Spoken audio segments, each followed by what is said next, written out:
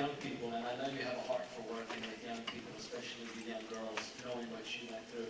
And a lot of times, and I'll address the young people, even in the youth group, a lot of times when we minister to you guys and when we talk to you guys, it's born out of our own experience. And when we pour into your lives, the reason we do it is not because of a title or a job description, but we do it because we know what we went through when we were your age. And we're trying to give you some guidance and some wisdom so that you guys don't make the same mistakes that we made. And you can avoid yourself so much heartache and so much trouble if you could learn from those that went ahead of you. And, just watching you even talk to the young girls, I know that's a passion of yours.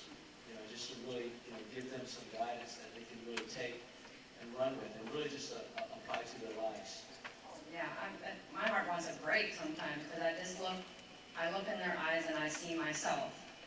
And it takes me right back to those days, when I was like 13, I had the big glasses, Tell us about that, Christine, because Christine, of course, anyone with 21 vision can see Christine's gorgeous, right? But look, when she used to tell us stories when she was younger, I mean,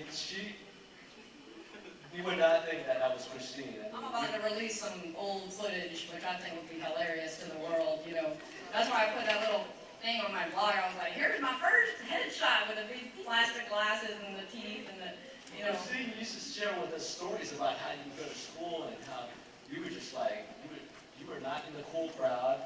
You were, and you really found solace in the youth group at church. Right, that's what I'm saying. If I look at young girls and I see they're clinging for a role model or they're looking up to what I'm doing, and I just look, and my heart just wants to be, I just want to hug them. I just really want to, because I think about how I was at that age, and if I had someone, that I could look up to in that way, maybe I wouldn't be so. I was so self-conscious at 13. I was so, I was really ignored, and like the last person to be picked on the volleyball team and the baseball team. But not to pour on the but like you said, I was so withdrawn into my turtle shell in school. But then when I was in church, man, I was like jumping out of that turtle shell, and all of a sudden I was so outgoing, and everyone knows that I would just be so extroverted around that. Because then I could really be at home with family. And I do believe, in addition to what I said earlier, that God really intends to put us in family. And that's why I bring that up, just because I was able to be myself, and until I was able to be secure with who I was, God really intends us to be, not to go through life alone. And we need a community, we need a church family, not just attend on a Sunday and kind of sit there and feel distant, but He made us to be in community and to need each other. And that's the only way we grow, that's the only way we really learn and share experiences. And it's through family, a family's atmosphere.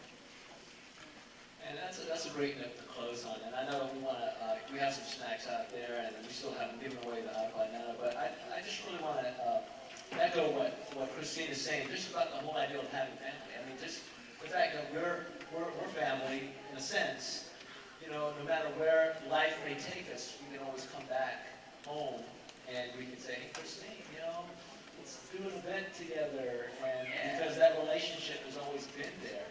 And it's just a beautiful thing about going through life and having friends and having relationships.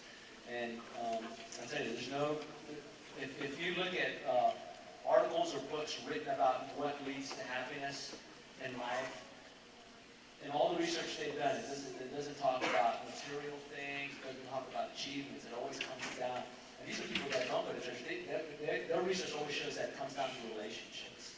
That's really what brings happiness is relationships. And I'm here to tell you tonight, really, it starts with the relationship with God, because He was the one that created us, and He was the one that put that need for a relationship inside each one of us.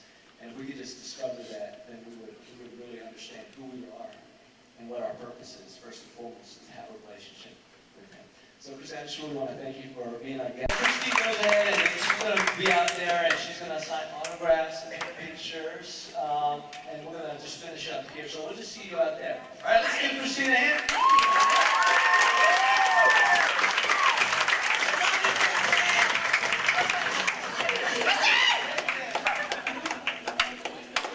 Take these stools. Thank you. All right, this is the drawing page for the iPod Nano.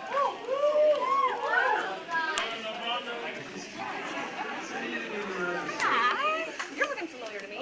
Send me a MySpace? Thank you guys for coming tonight. Before I let you go, and before we do our drawing, let me just tell you, if you don't know already, there is Life Church, also known as Life Lynchburg Christian Ministries. And we want to invite you guys to come to our Sunday services. The reason we throw an event like this is because we care about you. All right. I mean, we give these prizes away. We organize the snacks, organize an event like this, and have you guys come for free. It's because we care about you.